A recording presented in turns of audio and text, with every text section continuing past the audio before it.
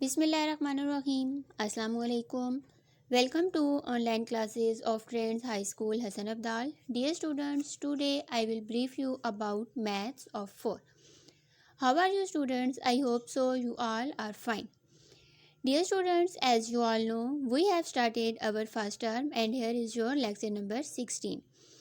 Dear student, जैसा कि आपको पता है कि अपनी प्रीवियस लेक्चर में हमने अपना unit number 3 multiplication and division को कंप्लीट कर लिया था। मैं उम्मीद करती हूँ कि आप तमाम स्टूडेंट्स को unit number 3 multiplication and division की अच्छे तरीके से अंडरस्टैंडिंग होगी। सो डियर स्टूडेंट्स, अपने आज के इस लेक्चर में हम unit number 3 multiplication and division का एक दफ़ा फिर से रिव्यू देखते हैं कि हमने अपने इस यूनिट में क्या पढ़ा था। सबसे पहले हमने अपने इस यूनिट में 3.1 स्टार्ट किया था, जिसमें हमने मल्टीप्लिकेशन के बारे में पढ़ा था कि हम दिए गए नंबर्स को किस तरह से मल्टीप्लाई करते हैं। उसके बाद हमने मल्टीप्लिकेशन के जो रूल्स थे हमने उनके बारे में पढ़ा था कि मल्टीप्लिकेंट, मल्टीप्लायर और प्रोडक्ट क्या होता है, जिसमें हमने पढ़ा था कि पहला नंबर जो कि मल्टीप्लाई हो रहा होता है वो होता है मल्टीप्लिकेंट, और वो नंबर जिससे हम मल्टीप्लिकेंट को मल्टीप्लाई करते हैं वो हमारे पास होता है मल्टीप्लायर। और मल्टीप्लिकेंट और मल्टीप्लायर को जब हम मल्टीप्लाई करते हैं तो उनका जो आंसर होता है उसे हम कहते हैं प्रोडक्ट। तो इस तरह मल्टीप्लिकेशन के में मल्टीप्लिकेंट, मल्टीप्लायर और प्रोडक्ट के बारे में जानने के बाद हमने अपनी एक्सरसाइज ऑन योर ओन 3.1 का क्वेश्चन नंबर 1 सॉल्व किया था, जिसमें हमने मल्टीप्लिकेंट, मल्टीप्लायर और प्रोडक्ट को सेपरेट करके लिखा था। उसके बाद हमने कम्यूटेटिव प्रॉपर्टी ऑफ मल्टीप्लिकेशन के बारे में जाना था कि मल्टीप्लिकेंट और मल्टीप्लायर की वैल्यूज़ को या उनकी जो प्लेसेस हैं उनको अगर चेंज करके मल्टीप्लाई भी किया जाए तो उनका जो आंसर होता है उस पर कोई भी डिफरेंस नहीं पड़ता। और ये कम्यूटेटिव प्रॉपर्टी ऑफ मल्टीप्लिकेशन हमारे पास क्या थी, a multiply b is equal b multiply a, कि अगर हम a और b की वैल्यूज़ को चेंज कर दें तो उसका जो आंसर होगा उस पर कोई भी डिफरेंस नहीं पड़ता। उसके बाद हमने पढ़ा था एसोसिएटिव प्रॉपर्टी ऑफ मल्टीप्लिकेशन, कि अगर हमारे पास 3 वैल्यूज़ हैं a b c तो उनकी ग्रुपिंग से कोई भी फ़र्क नहीं पड़ता। अगर हम a b की ग्रुपिंग कर दें और c को सेपरेट कर दें, या b और c की ग्रुपिंग कर दें और a को सेपरेट कर दें, तो उससे जो उसका आंसर आता है उस पर कोई भी डिफरेंस नहीं पड़ता। एसोसिएटिव प्रॉपर्टी ऑफ मल्टीप्लिकेशन हमारे पास क्या थी, a मल्टीप्लाई b की ग्रुपिंग, ठीक है, a और b ब्रैकेट में मल्टीप्लाई c, फिर is equal a separate multiply b multiply c, ये हमारे पास ग्रुपिंग में है, ठीक है।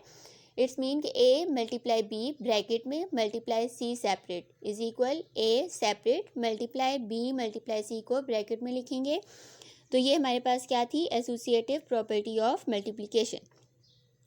एसोसिएटिव प्रॉपर्टी ऑफ मल्टीप्लिकेशन के बारे में जानने के बाद हमने अपनी एक्सरसाइज ऑन योर ओन 3.1 का question number 2 fill in the blanks को सॉल्व किया था, जिसमें हमने कम्यूटेटिव प्रॉपर्टी और एसोसिएटिव प्रॉपर्टी ऑफ मल्टीप्लिकेशन से related fill in the blanks को फिल किया था।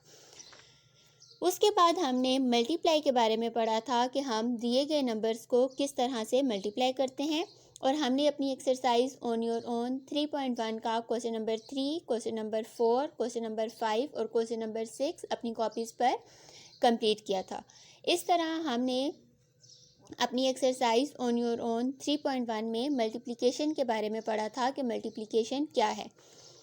उसके बाद हमने डिवीज़न का स्टार्ट लिया था कि हमारे पास जो डिवीज़न है, डिवीज़न क्या होती है और हम वैल्यूज़ को किस तरह से डिवाइड करते हैं।